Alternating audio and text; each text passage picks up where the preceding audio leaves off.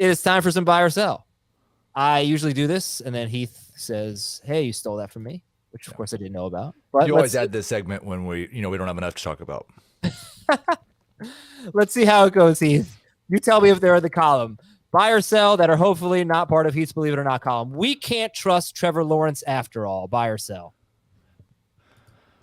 It's not in the column, and yes. I don't think.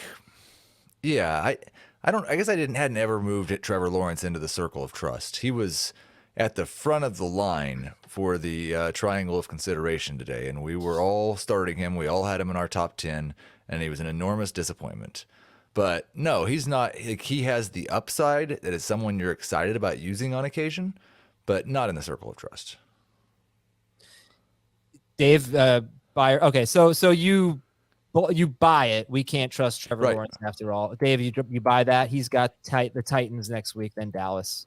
Yeah, if we're calling him a matchup-based starting fantasy quarterback, then I buy it. If we're calling him a must-start fantasy quarterback, of course I don't buy it. This was really a letdown game. You do buy it because it was we can't trust him. Okay, so there you have it. You don't trust him. I don't mind trusting him against Houston in Week 17. I might even go back to him next week against Tennessee. The Texans are awesome against quarterbacks. They are, but I don't know. I don't know if they're going to be able to run the ball that well by the time we get to Week 17. By the way, it's interesting.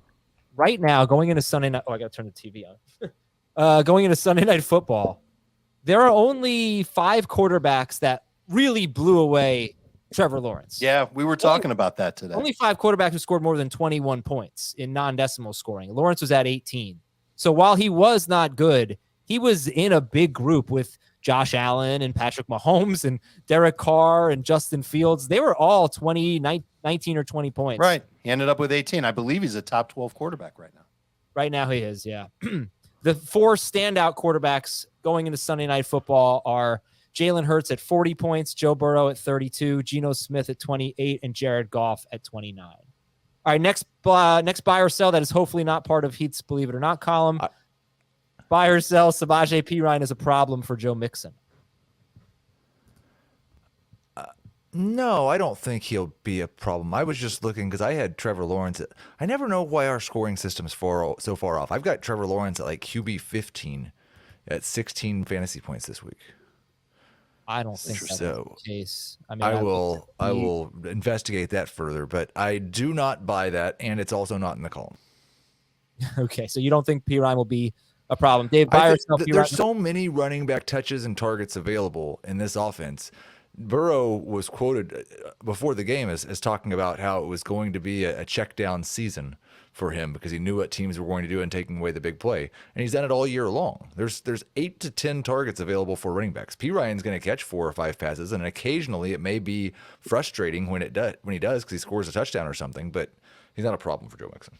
So technically I do buy this because when Mixon comes back, I'm assuming that Perine's going to go back to his role as the passing downs back in Cincinnati. And that's where he was before Mixon got concussed. Fully expect him to go back into that role. But that wasn't a problem, right? I mean, that was... It was, right. You don't expect a bigger role. Right. It's not going to be a case. This is the problem for fantasy is that he's not going to have such a big role where you can flex Samaje Perine. And there's going to be value for him to be in your starting lineup when Mixon comes back because you're not going to feel good about starting him then. But he's not going away either, and he will take work away from Mixon in some high leverage situations. The 2-minute drive, hurry up offense, third downs. I'm expecting Perine to go right back to that role. Okay. Perine now 3 straight games, 2 of them in which you started him with more than 19 PPR fantasy points. He's been terrific. Buy or sell, Jamar Chase, same game here. Jamar Chase makes T. Higgins a flex. Buy or sell? Sell. I will sell. Yeah, I think he's still a number 2 wide receiver. And there's going to be a week, I would guess, in the next 2 or 3 where T. Higgins is better than Jamar Chase. Okay.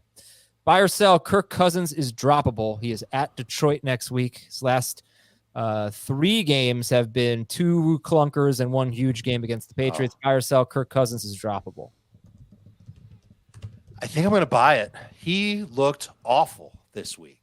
He did not look anything close to what he was 2-3 weeks ago. Well, 2 weeks ago. Shoot, again on Thanksgiving he looked good. So maybe it's a little overreactionary to say that, and it's obviously going to depend on what other quarterbacks you have. But he's got Detroit, then the Colts, then the Giants, and the Packers. These are not tough matchups, but they're also not going to be that tough of matchups for the run game. And that part was working for Minnesota.